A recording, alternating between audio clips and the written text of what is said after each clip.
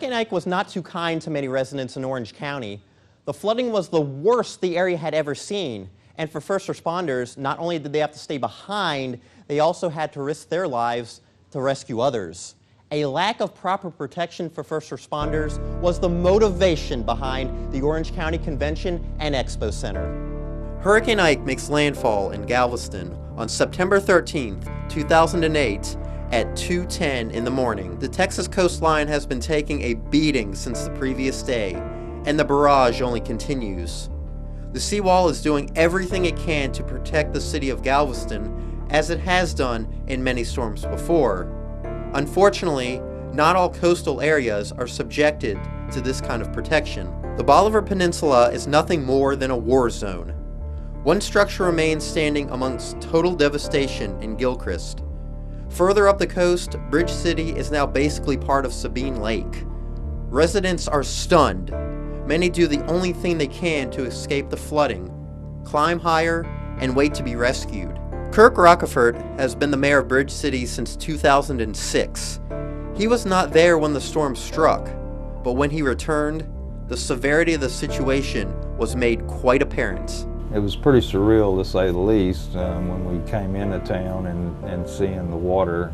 And of course, we didn't know the extent of flooding at that point, but coming over that bridge and seeing nothing but water pretty much told the story. Most Southeast Texans know the story of Bridge City and how nearly every home was subjected to some form of flood damage.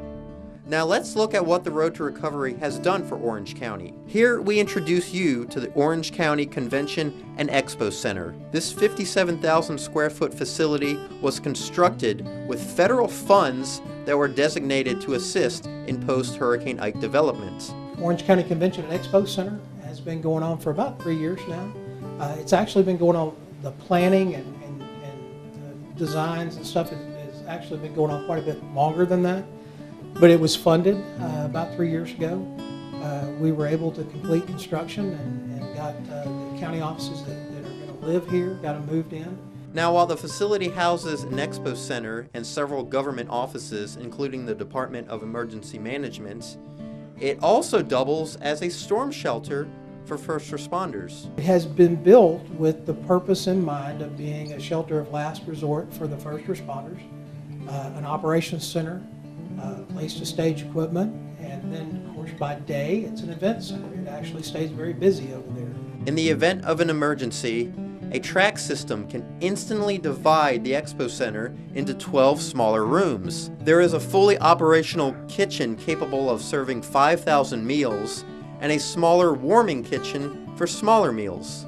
To complete the survival zone, restrooms and shower facilities are located outside the main room. And by the way, this facility is built to take a beating. The building the entire facility is built to FEMA 361 standards. That's actually tornado shelter standards.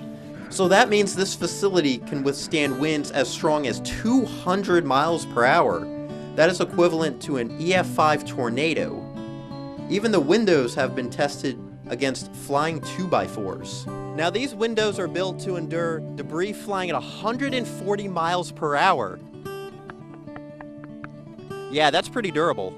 So while first responders are trained to stay behind and potentially put their lives out on the line, at least they now have a place to go, even if the place they call home is no more.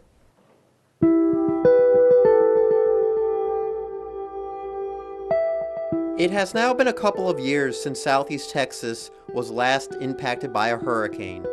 Not that we are complaining about it, but let's take a look at what made the last 3 storms so unique. Rita, Umberto, and Ike. All hurricanes, but each with a different story. Let's first start with Rita, a hurricane that developed during the most active Atlantic season on record.